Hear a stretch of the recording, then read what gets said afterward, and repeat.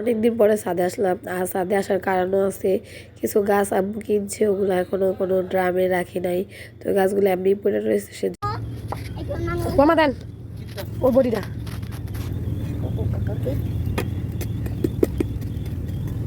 কাটতেও পারে না বলে মাপু এটা না করে মাটি কিনে দিয়ে দিয়া দিন তো হানি কাট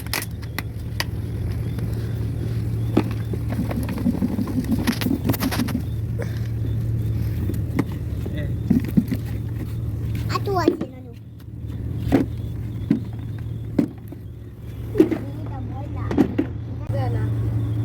হানি মানি দি বেরিরা ধরো ধরো ছবি তুলছি এমনি তো সারো হইতাছে টিপি করে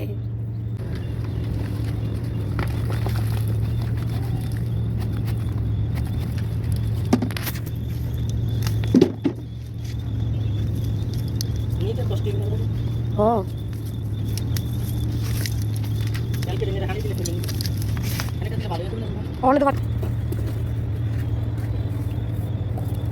ইন্ডিয়ালা ইয়া কইয়া তারপরে রিয়ালা অনেক খাত করে না এই যে গাছ গাছ অনেক খাত করলাম ওই যাচ্ছে হইছে না হাতে আমি তুই ইয়া করে দিই আজ করে দিই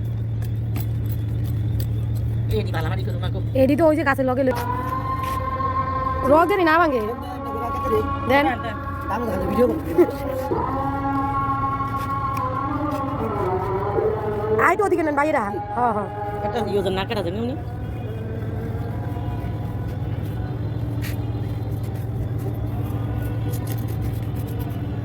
আসসালামু আলাইকুম, সবাই কেমন আছেন?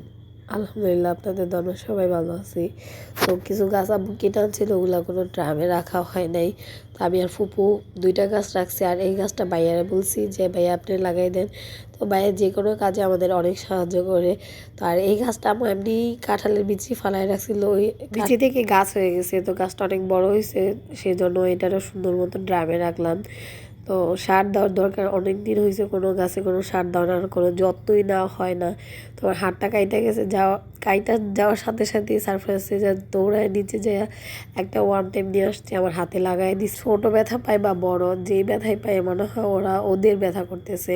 তো সবসময় ওরা এমন করে, ওদের জন্য সবাই দোয়া করবেন। তো আমি নিচে এসে পড়ছি, আসার পর আমি বাড়িটা ভিডিও করলাম, কারণ আর হয়তো বাড়িটা দেখানো হবে না। আমরা 2 দিন পরে এই বাড়ি থেকে চলে যাব। এই বাড়িটা বিক্রি করে দেওয়া হয়েছে। তো কারণ তো অবশ্যই ছিল বাড়ি বিক্রি করার, কারণ না থাকলে অবশ্যই বিক্রি করতাম না। আমাদের বাড়িতে অনেক ভালো মুহূর্ত কাটছে, অনেক সুন্দর সময় কাটাইছি। তো যে বাড়িতে যাব ইনশাল্লাহ ওই বাড়িতে অনেক সুন্দর সময় কাটাবো। বাট এই বাড়িটার জন্য অনেক কষ্ট লাগে, অনেক খারাপ লাগে, আমার বলতেও অনেক খারাপ লাগতেছে যে বাড়িটা আমরা মানে ছাড়তে হবে। আমাদের আত্মীয় স্বজন সবাই বলে, পাড়া প্রতিবেশীরা বলে যে এই বাড়িটা ছাড়া যে বা তোমাদের কষ্ট লাগে না।